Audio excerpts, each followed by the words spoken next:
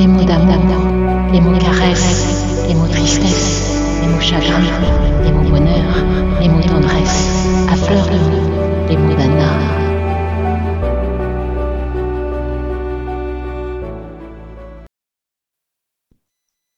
Bonjour à toutes et à tous. J'espère que vous avez passé de belles fêtes de Noël.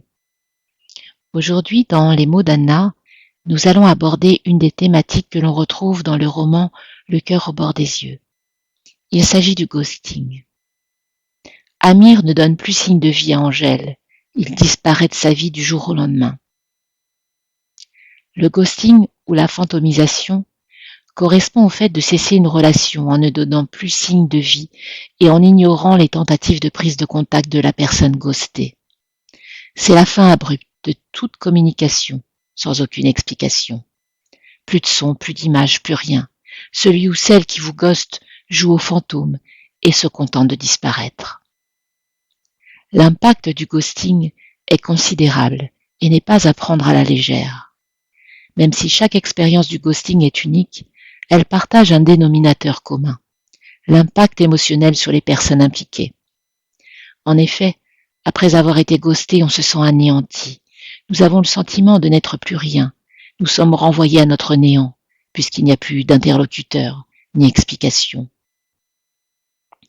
Subir le ghosting entraîne des conséquences psychologiques majeures.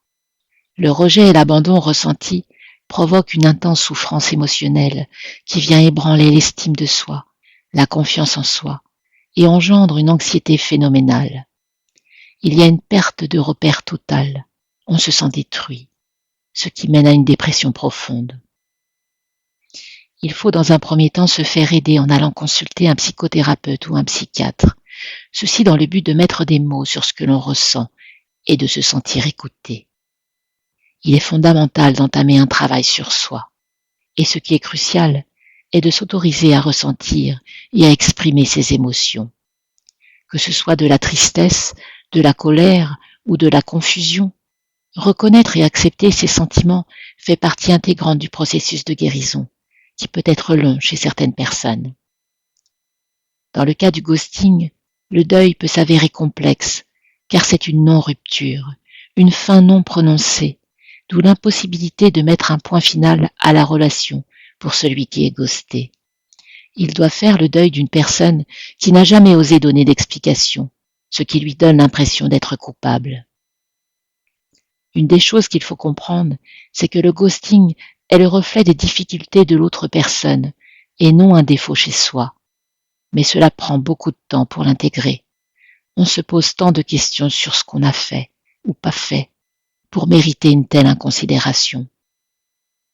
Quand on a la chance d'avoir des proches, famille ou amis à qui se confier et qui considèrent que ce n'est pas rien ce que l'on vit, cela apporte un immense réconfort.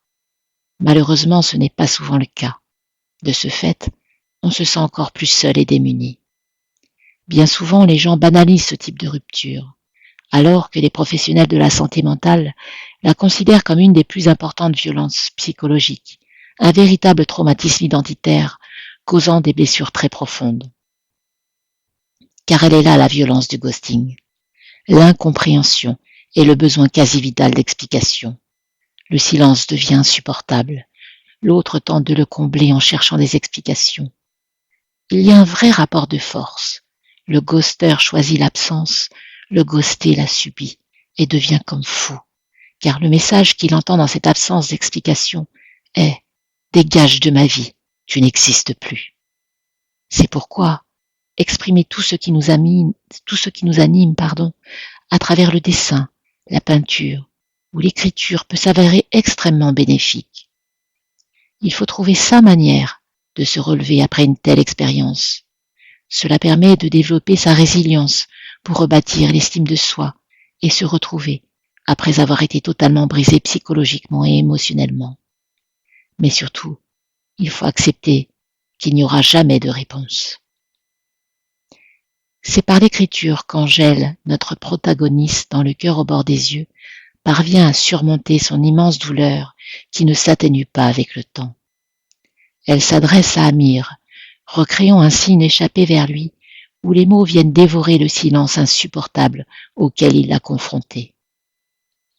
Pour illustrer cette thématique, je vais vous lire quelques extraits du roman. Extrait 1. J'ai l'impression que tu as emporté mon cœur et qu'il a été arraché avec autant de violence que la façon dont tu t'es éclipsé. Tu as fait le mort et je te sais bien en vie, mais c'est moi qui en ai laissé ma peau. J'aurais préféré mourir, car c'est tellement plus difficile de vivre le cœur à moitié. Ta disparition brutale a eu un impact sur moi, comme si tu avais largué une bombe atomique. Extrait 2. Comment survivre lorsque tu viens d'être pulvérisé? Comment se relever quand tous les morceaux de toi gisent sur le sol et que ta chair est en lambeaux? Quand tu n'as pas senti le lien se dénouer et que même la fin n'a pas été formulée de manière précise, tu es totalement perdu, désorienté, anéanti. Tu deviens l'ombre de ton ombre et tu erres dans les ruines noircies de ta vie. Tout est réduit en cendres froides quand hier encore rougeoyaient les flammes de la vie et de l'amour. Extrait 3. Toute cette peine s'exprime par vagues, lesquelles me donnent le sentiment de s'étirer pour prendre de l'élan et venir déferler avec encore plus de violence, me submergeant, m'emportant dans leur rouleau. Parfois, c'est comme un océan entier qui s'élève depuis ses profondeurs, et l'énergie de ce tsunami vient m'engloutir. Mon cœur se noie dans ce chagrin qui semble sans fin. Voilà pour aujourd'hui. J'espère que cette thématique vous aura intéressé, autant pour le sujet en lui-même que pour ce qui est abordé dans ce roman. Si vous aimez le contenu, je vous invite à liker et à vous abonner.